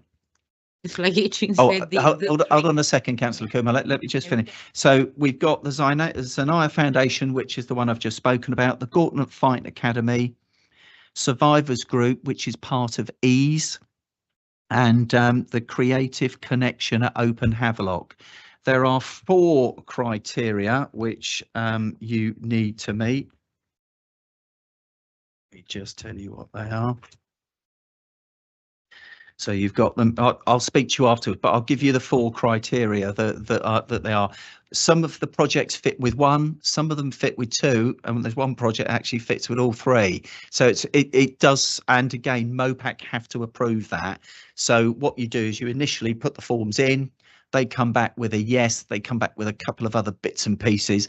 This time round was a little bit more challenging because I followed the same procedure that we've done in previous years, but they came back to me, oh, can we do it in a different format? And it was like, well, hold on a second. Anyway, I redid them in a different format.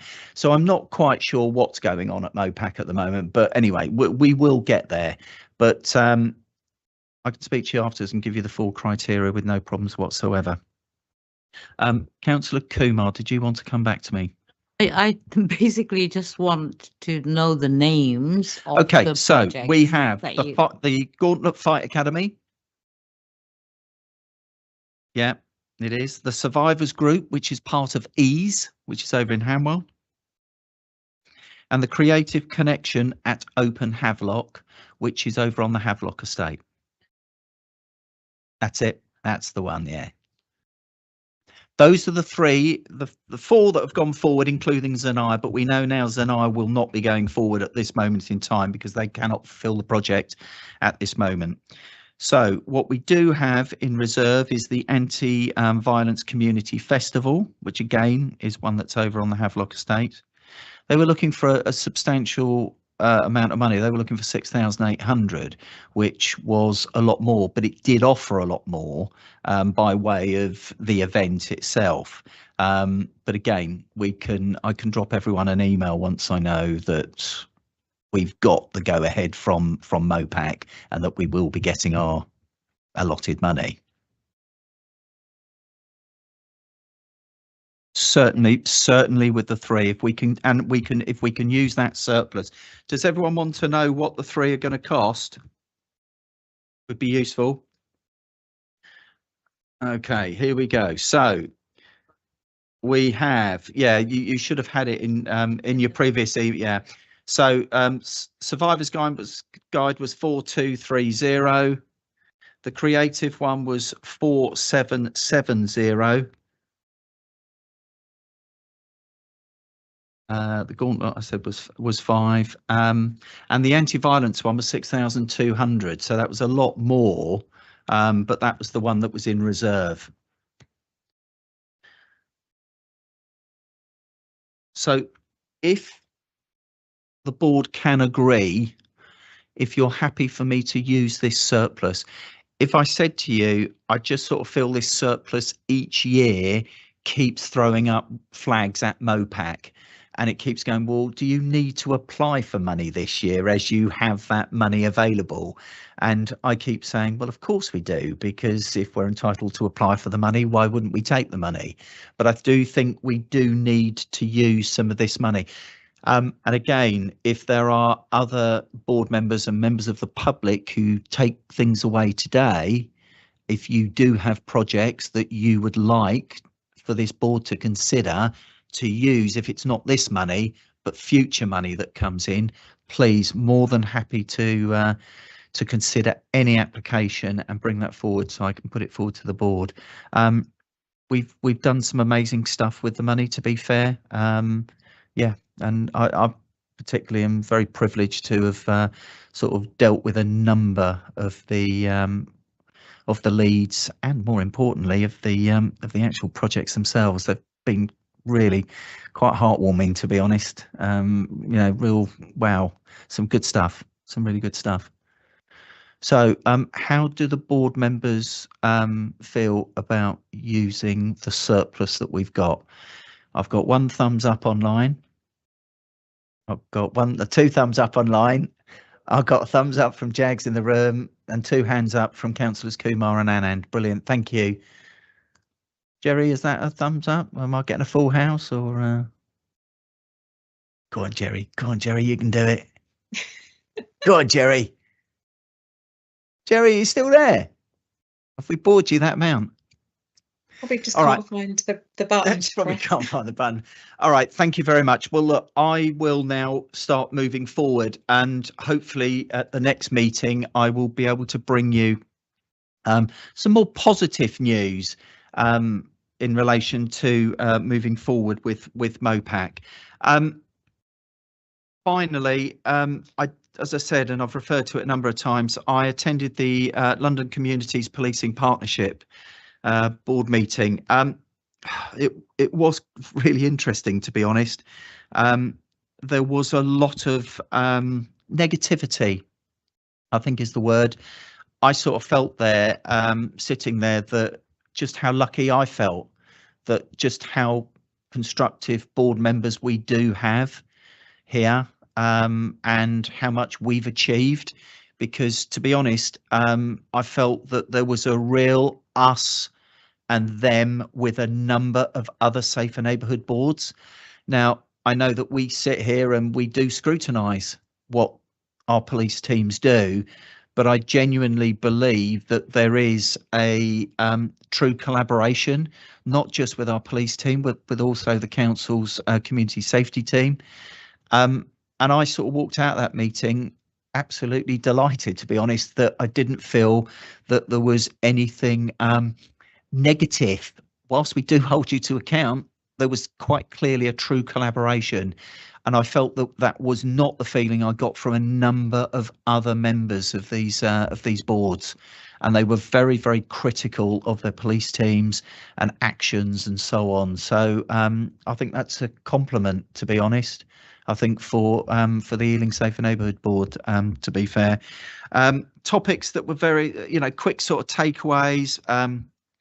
Net Engage was spoken about. Again, I think we're way further advanced than a lot of other boroughs, to be quite honest. Ward panel reviews, there are a number of, again, safer neighbourhood boards who just don't have ward panels. And I think it's great tonight that, we've obviously done a lot of work, or certainly the Met have done a lot of work, which is brilliant.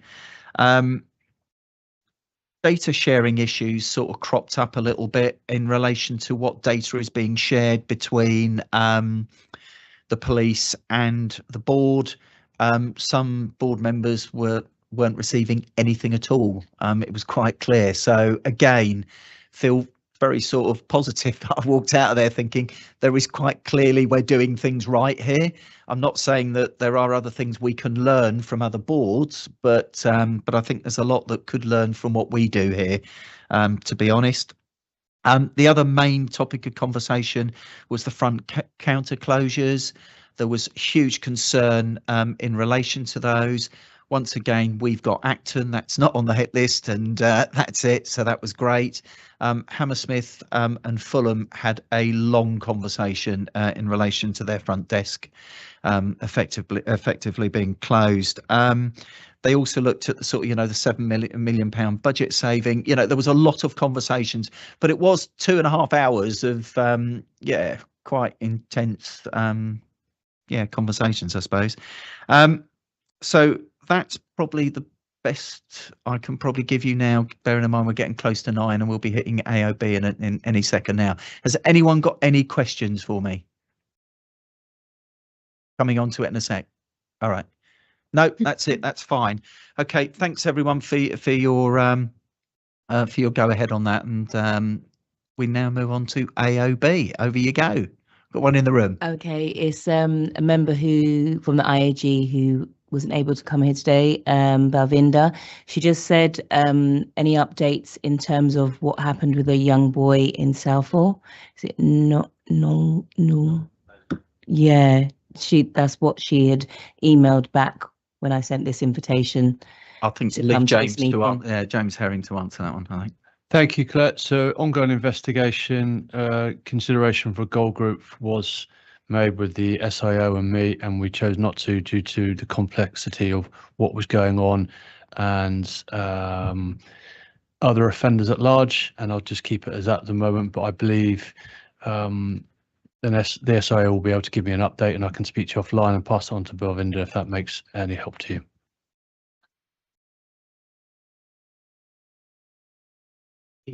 Was it the goal group? Because there was no goal group. Oh, there was no goal group. Oh, okay.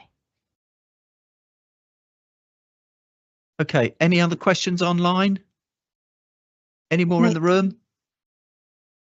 Okay. Can I just say thank you, Colette, and thank you, Hannah, for attending this evening and for your contribution. It's very valuable.